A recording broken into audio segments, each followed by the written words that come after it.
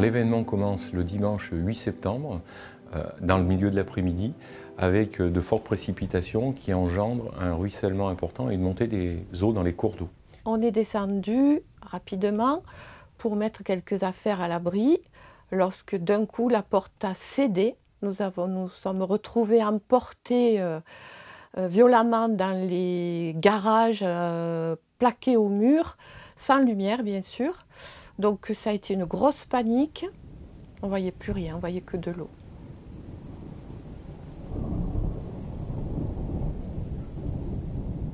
Bon, bien sûr, plus d'électricité, on n'avait plus rien. Les téléphones ne fonctionnaient plus, il n'y avait plus rien du tout. Donc on s'est réfugié à la gendarmerie et notre PC de crise, c'est à la gendarmerie. Et on avait de l'eau bien au-dessus du genou, quoi, hein, à mi-cuisse, en plein village. Et on n'a pas pu s'avancer dans les rues parce qu'on a eu peur de se faire emporter par le courant. Voilà, donc ça a été vraiment un événement très très dur pour nous. Hein. Je me souviens, ma voisine peu chère n'a pas survécu. On a eu un décès à côté de chez nous, une dame qu'on a retrouvée noyée le lendemain. C'était très très dur. C'était très impressionnant. On a perdu tout ce qui était dans la maison. Hein. Et ce qui est terrible, c'est qu'on ne peut rien récupérer parce que ce sont des eaux qui charrient.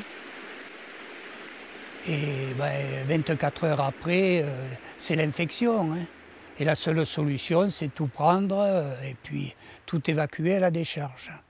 Sur 353 communes du département, nous étions quasiment à 9 communes sur 10 qui avaient été sinistrées. C'est là que cet événement est vraiment exceptionnel parce qu'il a touché quasiment l'intégralité du territoire.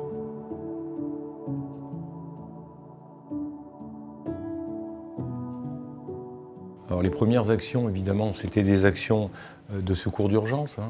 Beaucoup de personnes prises par les flots s'étaient réfugiées sur leur toit. Certaines ont cassé les toitures pour sortir sur les toits et ont dû être sauvées grâce à des hélicoptères. Il y a eu quand même une quarantaine d'élitroyages entre les pompiers et la gendarmerie. Les gens ils venaient se réfugier à la gendarmerie, il fallait les consoler. Et puis rapidement on s'est organisé. Ou vous démissionnez, bon, et c'est pas une solution, ou alors vous faites front, et puis voilà. La rue était jonchée de tout.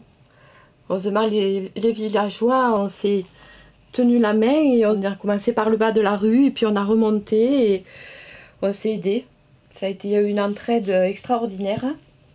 On était submergés d'appels qui arrivaient à la salle de crise, donc on a mis très rapidement en place une cellule d'information des familles qui voulaient avoir des renseignements, parfois sur des proches dont ils étaient sans nouvelles. Il fallait faire l'annonce aux familles des personnes décédées, donc ça c'était fait obligatoirement par un officier de police judiciaire, un gendarme ou un policier, c'était assez compliqué. Il a fallu gérer très rapidement la solidarité, c'est pour cela qu'on a immédiatement créé un compte bancaire auprès du comptable public pour que les gens fassent des dons, ça s'appelle inondation.gard.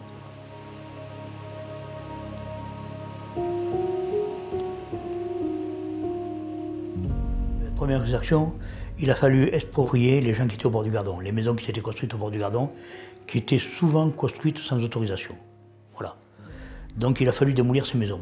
Beaucoup d'évolutions ont pu être faites sur les schémas d'alerte. À l'époque, les opérateurs téléphoniques ne proposaient pas de dispositif d'alerte automatique. À l'époque, ça n'existait pas. Prévenir la population, on a une sirène, on utilise aussi la voiture avec un haut-parleur. Et on a toutes les adresses téléphoniques des gens à risque. En temps de crue, alerte rouge, les gens doivent rester dedans. Monter tout ce qu'ils ont de précieux, monter à l'étage. Et surtout ne pas sortir. Surtout. Moi, ce que je retiens, c'est qu'on a eu 22 morts, on aurait pu en avoir moins, on aurait pu en avoir aussi plus, mais on a eu un certain nombre de morts qui l'ont été parce qu'il y a eu de mauvais comportements. Une conscience du risque était insuffisante. Et des morts qu'on aurait pu éviter, si je puis dire. 22 morts, c'est considérable. C'est une crise qui vous marque à vie, vous vous en souvenez encore aujourd'hui, 20 ans après. Et comme je le dis, on pense à eux parce que c'est quelque part un échec de gestion de crise lorsqu'on a à déplorer des morts.